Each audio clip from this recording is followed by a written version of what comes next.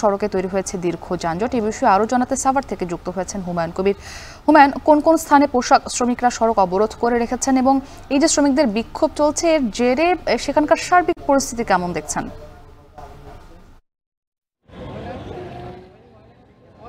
মুক্তি, একটু গতকাল থেকে শুরু করতে চাই। আপনি নিশ্চয়ই জানেন গতকাল আশুলিয়ার জিরাবু এলাকায় মণ্ডল গ্রুপের মধ্যে কিন্তু আইন শৃঙ্খলা বাহিনী, শ্রমিক এবং মালিক পক্ষ এবং শ্রমিক নেতারা কিন্তু একটি বৈঠকে বসেছিলেন বিভিন্ন দাবি দেওয়া নিয়ে। সেই দাবি দেওয়া যখন ফলপ্রসূ হয়নি তখন কিন্তু মণ্ডল গ্রুপের শ্রমিকরা সড়ক অবরোধ করে রাস্তায় নেমে আসে এবং তাদের সাথে আশেপাশের কয়েকটি ফ্যাক্টরির শ্রমিকরাও কিন্তু যোগ দিয়েছিল। ফলে কিন্তু সড়কে যানজট সৃষ্টি হয়েছিল। পরে আইন শৃঙ্খলা বাহিনী তাদেরকে নিবৃত্ত করতে চেয়েছিল, সড়ক থেকে কিন্তু বুঝে সরিয়ে দেওয়ার চেষ্টা করেছে। কিন্তু তখন কিন্তু শ্রমিক এবং আইন শৃঙ্খলা বাহিনীর সাথে সেনাবাহিনী, পুলিশ, বিজিবির সাথে কিন্তু শ্রমিকদের একটা বাকবিতণ্ডা হয়, যার ফলশ্রুতিতে আইন শৃঙ্খলা বাহিনীর 5টি গাড়ি ভাঙচুর করা হয়। পরে এক পর্যায়ে আমরা দেখেছি যৌথ বাহিনী কিন্তু গুলি ছুড়ে এবং 6 জন গুলিবিদ্ধ হয় এবং কাউসার আহমেদ খান নামে একজন কিন্তু মণ্ডল গ্রুপের সুইং অপারেটর, তিনি কিন্তু নিহত হন।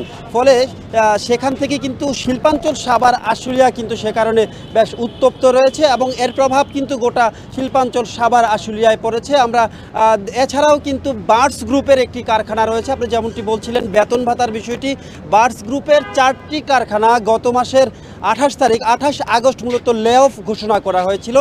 গতকালকে সকাল 8টায় তাদের বেতন ভাতা পরিশোধের কথা ছিল। সেখানে কিন্তু শ্রমিকরা সময় মতো উপস্থিত হয় বেতন ভাতার জন্য, কিন্তু গিয়ে দেখে গেইটে একটি নোটিশ টানানো রয়েছে, 3 মাসের সময় চাওয়া হয়েছে, সেখানে 3 মাস পরে বেতন ভাতা পরিশোধ করা হবে। ফলে কিন্তু বার্ডস গ্রুপের শ্রমিকরা ঢাকা নবীনগর চন্দ্রা মহাসড়ক অবরোধ করে তারা বিক্ষোভ করতে থাকে। গতকাল সকাল 8টা থেকে তারা কিন্তু এখনও পর্যন্ত সড়কে রয়েছেন এবং প্রায় নবীনগর চন্দ্রা মহাসড়ক এবং ঢাকার যে মহাসড়ক কিছু অংশ মিলিয়ে 20 থেকে 22 কিলোমিটার কিন্তু দীর্ঘ যানজটের সৃষ্টি হয়েছে, তৈরি হয়েছে জনভোগান্তি। এছাড়া কিন্তু আমরা দেখেছি এই যে মণ্ডল গ্রুপের শ্রমিকরা গতকালকে আধা ঘন্টার জন্য মধ্যরাতে কিছু সময়ের জন্য তাদের সড়ক অবরোধ ছেড়েছিল এবং তারা একটা সময়ও দিয়েছিল যে তাদের দাবি দেওয়া মেনে নেওয়া হয় কিনা। এখনও পর্যন্ত কিন্তু তাদের দাবি দেওয়া মেনে নেওয়ার কোনো রকমের খবর তাদের কাছে আসেনি। শেষ খবর পাওয়া পর্যন্ত তারা এখনও বিক্ষোভ চালিয়ে যাচ্ছেন। ফলে শিল্পাঞ্চল সাভার আশুলিয়া জুড়ে